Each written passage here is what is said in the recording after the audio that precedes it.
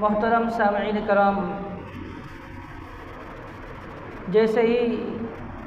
محرم الحرام کا مہینہ شروع ہوتا ہے تو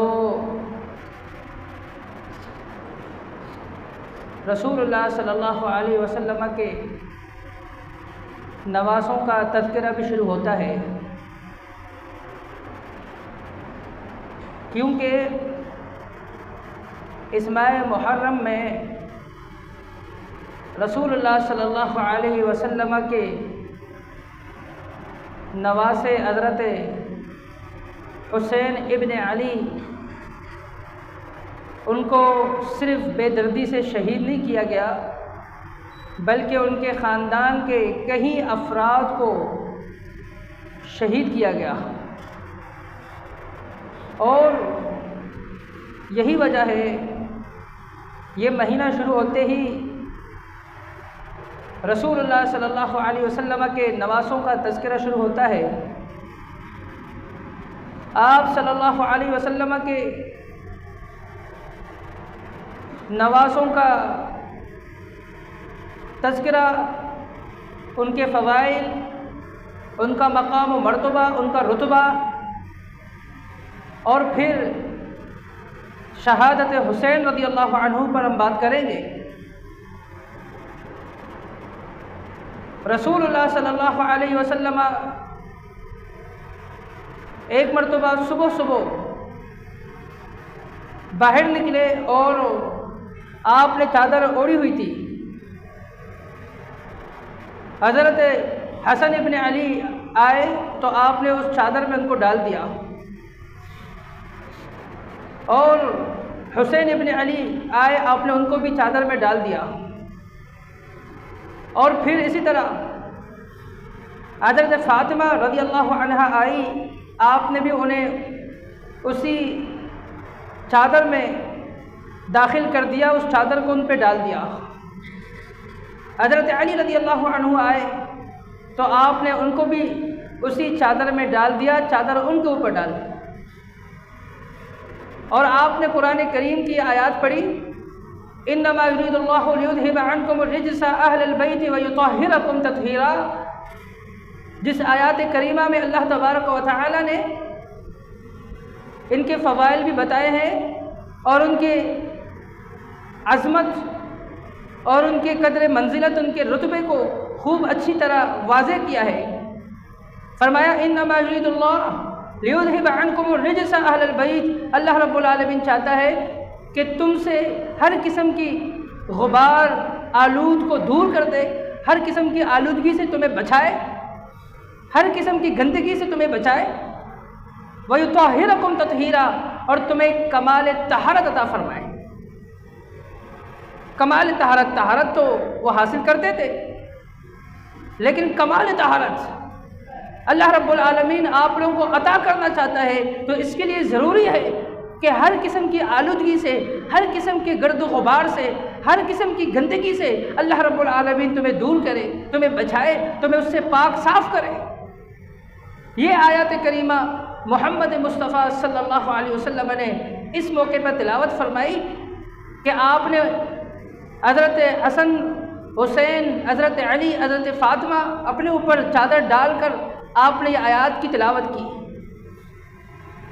اور اسی طرح جب یہ آیات نازل ہوئی، قُلْ يَا أَهْلَ الْكِتَابِ تَعَالَوْا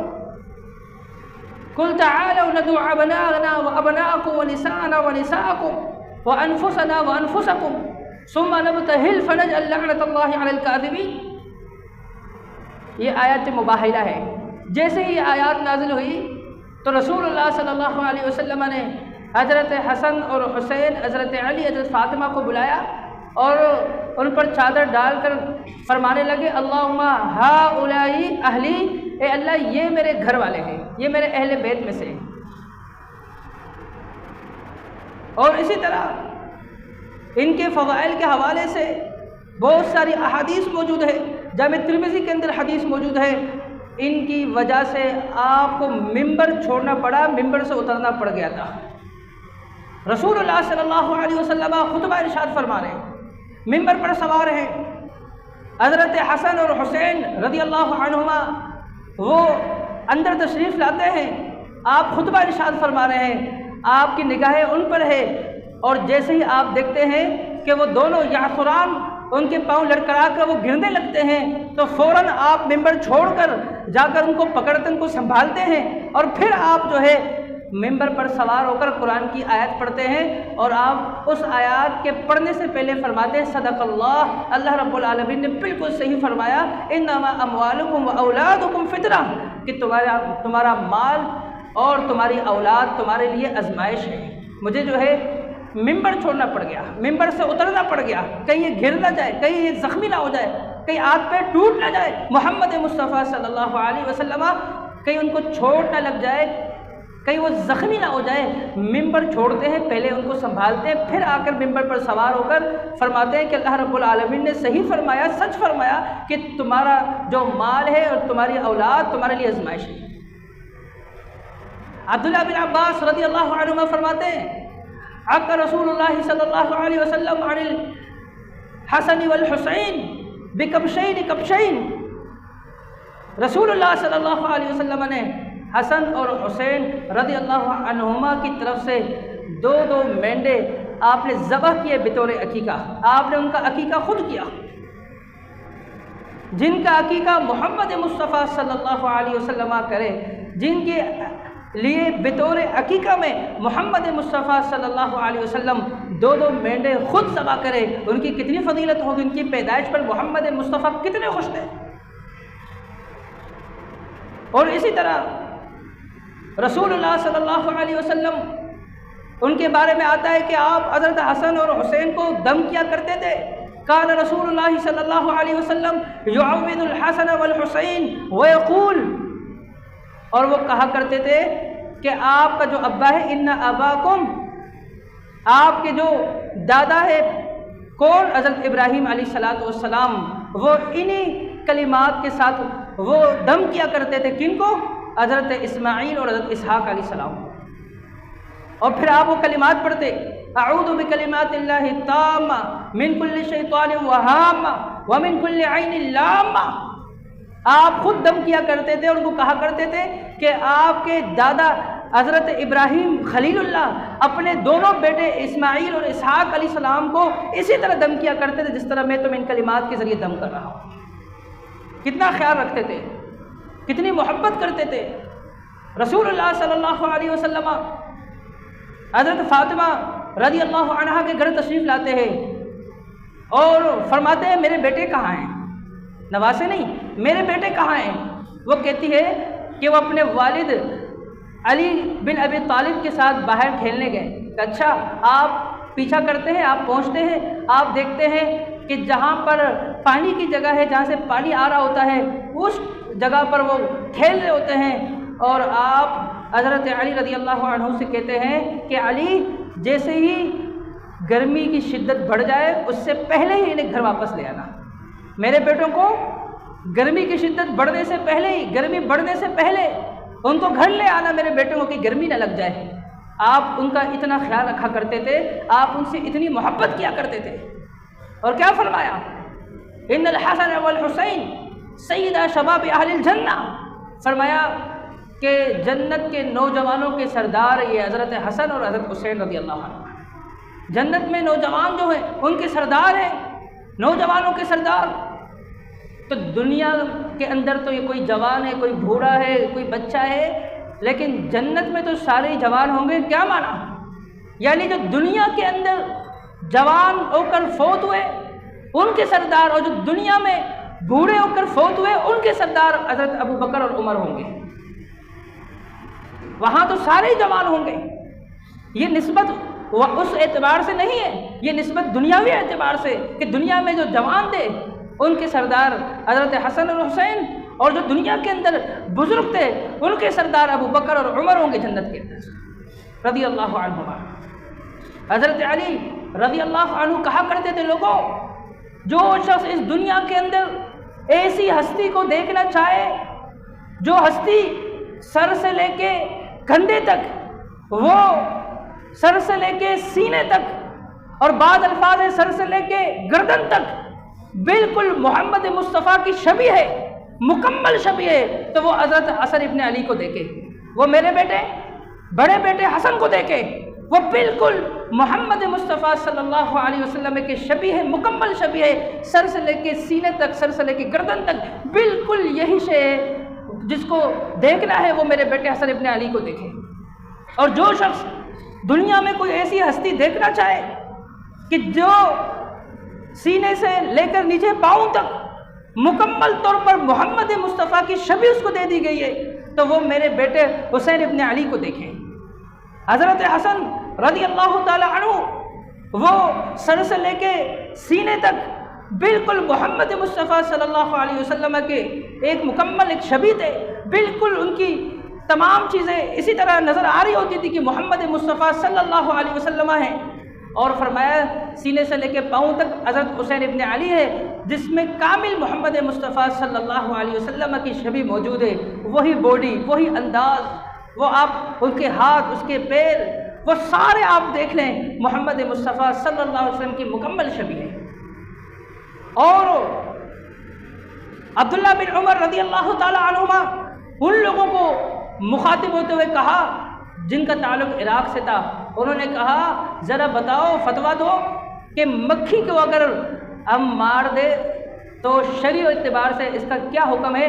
غصے میں آ کر کہنے لگے یا اہل العراق، اے عراق والو، تم مجھ سے مکھی کے بارے میں پوچھتے ہو کہ اس کا قتل کرنا کیسا ہے، جبکہ یہ اہل عراق نے محمد مصطفیٰ صلی اللہ علیہ وسلم کے نواسہ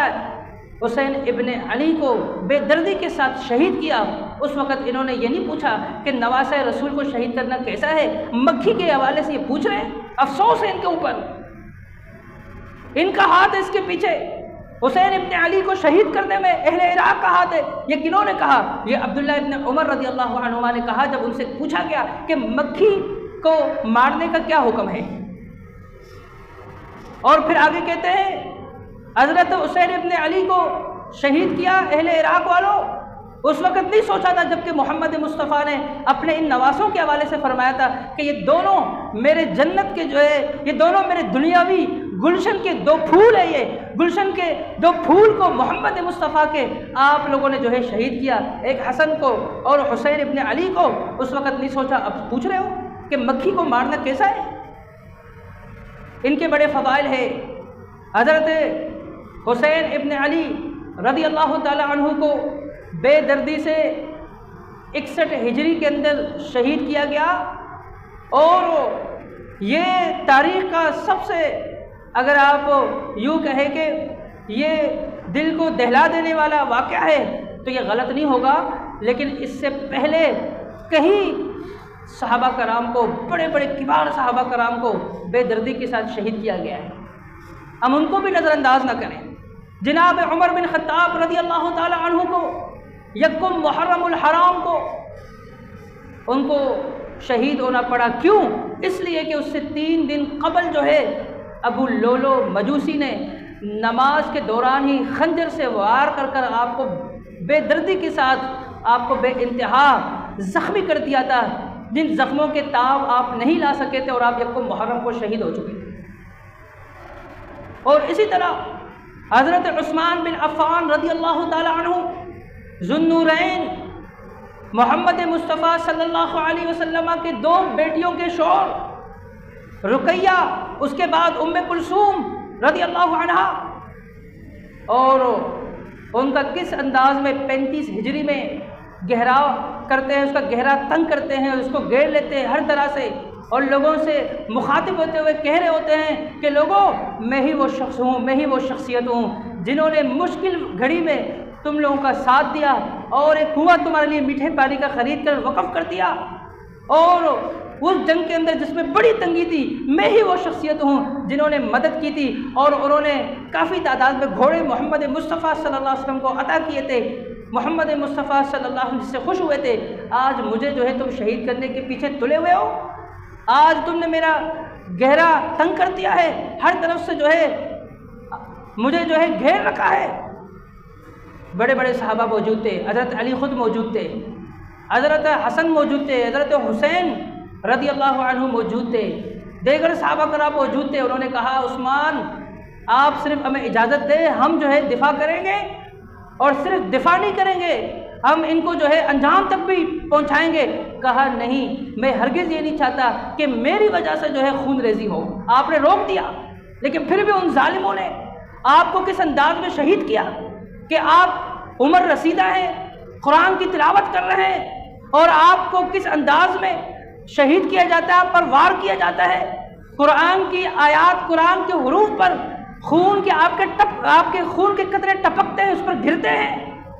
کیا مظلومانہ شہادت! حضرت عثمان بن عفان کیا وہ شہید نہیں ہوئے؟ اور آپ اسی طرح آگے چلیں، حضرت حسین کے اپنے والد حضرت علی رضی اللہ عنہ کو 17 رمضان المبارک 40 ہجری کو، کیا انہیں فجر کی نماز میں عبد الرحمن بن ملجم نے زہریلے تلوار سے وار کر کر ان کو زخمی نہیں کیا تھا؟ کیا ان کی پھر اس وجہ سے شہادت واقع نہیں ہوئی تھی 2 دن بعد؟ تو یہ تو ان کے ساتھ حضرت علی، حضرت عثمان، حضرت عمر بن خطاب اور بھی دیگر صحابہ، بڑے بڑے کبار صحابہ شہید ہوئے ہیں۔ اور اسی طرح آپ دیکھیں حضرت حمزہ رضی اللہ تعالیٰ عنہ، جنہیں سید الشہداء کہا گیا ہے، سید الشہداء کا لقب دیا گیا ہے۔ عمر، علی، عثمان، حسن، حسین، جتنے بھی شہید ہوئے اور شہید ہوتے جائیں گے اللہ کی راہ میں قیامت تک، فرمایا ان کا سردار کون ہے؟ سید الشہداء۔ وہ کون ہے؟ حضرت حمزہ رضی اللہ عنہ۔ ان کو کیا وحشی نے احد کے میدان کے اندر اس کو نشانہ بنا کر ان کو بے دردی کے ساتھ شہید نہیں کیا گیا؟ تو پھر صرف شہادت حسین پر رونا کیوں؟ ہاں، شہادت حسین پر بھی ہمیں افسوس ہے، اور شہادت حسن پہ بھی ہمیں افسوس ہے، ہمیں شہادت علی پر بھی اتنا ہی افسوس ہے، ہمیں شہادت عمر پر بھی افسوس ہے، ہمیں شہادت حمزہ پر بھی افسوس ہے۔ لیکن رسول اللہ صلی اللہ علیہ وسلم نے ہمیں تعلیمات دی ہے اور فرمایا کہ کسی مومن کے لیے جائز نہیں، لا یحل لمؤمن لا یحل لمسلم ان یحد، فرمایا کہ وہ 3 دن سے زیادہ کسی کے فوت ہونے پر، کسی کے دنیا سے چلے جانے پر وہ 3 دن سے زیادہ سوگ منائے۔ فرمایا یہ کسی مسلمان کے لیے جائز نہیں، ہاں بیوی کے لیے جائز ہے کہ وہ اپنے شوہر کے فوت ہونے پر 4 مہینے 10 دن تک وہ سوگ منائے گی، وہ عدت میں بیٹھی رہے گی، لیکن اس کے علاوہ کسی کے لیے جائز نہیں۔ حضرت صفیہ ام حبیبہ وہ آئی اور انہوں نے اپنے ہاتھوں پر مہندی لگائی اور کہنے لگی کہ دیکھو میرے ہاتھوں پر مہندی لگی ہوئی ہے۔ مہندی لگانے کی شوقین نہیں ہوں میں، نہ ہی مجھے شوق ہے کہ میں اپنے ہاتھوں پہ مہندی لگاؤں، لیکن اس لیے لگائے تاکہ تمہیں دکھا دوں میں کہ میرے والد ابو سفیان جو فوت ہوئے ہیں تو اس کو 3 دن پورے ہو گئے ہیں، اور 3 دن گزرنے کے بعد سوگ میں رہنا یہ جائز نہیں ہے، سوگ ختم ہو چکا ہے، میں مہندی لگا کر پریکٹیکل کے طور پر تمہیں دکھا رہی ہوں۔ محمد مصطفیٰ صلی اللہ علیہ وسلم منع فرمایا 61 ہجری سے لے کر اب تک سوگ منانا، تو یہ کہاں کی سمجھداری ہے؟ تو محترم بھائیوں، اس دوران بہت سارے ایسے آپ کو تذکرے، تبصرے، خطبات اور بہت ساری باتیں، لیکچرز آپ کو ملیں گی، اور آپ اگر سرچ کریں تو وہاں پر گوگل کے میدان میں وہاں پر بھی آپ کو بہت ساری چیزیں آپ کے سامنے آ جائے گی جن کی کوئی حقیقت نہیں ہے، جن کا کوئی سر پیر نہیں ہے، شریعت سے جن کا کوئی تعلق ہی نہیں ہے، جن باتوں کو کوئی سند ہی نہیں ہے۔ ہاں یہ ضرور ہے کہ یہ حضرت حسین رضی اللہ عنہ شہید ہوئے، اور جن صحابہ کا میں نے ذکر کیا وہ شہید ہوئے، ان کے علاوہ اور پتہ نہیں کتنے صحابہ کرام وہ شہید ہو چکے ہیں، اور جو شہداء ہے ان کا تو اور ہی مقام ہے۔ اللہ رب العالمین نے تو ان کے متعلق فرمایا کہ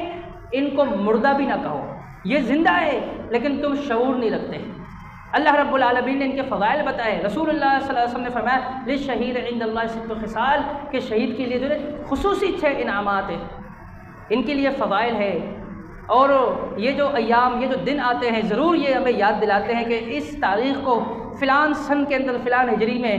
اور ہمارے یہ صحابی کو شہید کیا گیا، 1 محرم کو حضرت عمر بن خطاب، 17 رمضان کو حضرت علی، اور اسی طرح 18 ذو الحجہ کو عثمان بن عفان، اور اسی طرح 10 محرم الحرام کو حسین ابن علی، یہ ضرور ہمیں یہ چیزیں ہمیں یاد دلاتی ہوگی، تو لیکن ہم ان کے لیے دعا کریں گے اور ہم کوشش کریں گے اللہ تبارک و تعالی ہمیں جو ہے ان جیسا ایمان لانے والا بنا دے، اور ہمیں اسی طرح جس طرح وہ ایمان کی حالت میں اپنے رب سے جا ملے ہیں، اللہ رب العالمین ہمیں بھی اپنے سے اس وقت ملائے کہ جب ہم اسی طرح ایمان کی حالت میں ہوں، اللہ رب العالمین ہمیں ہر قسم کے جو ہے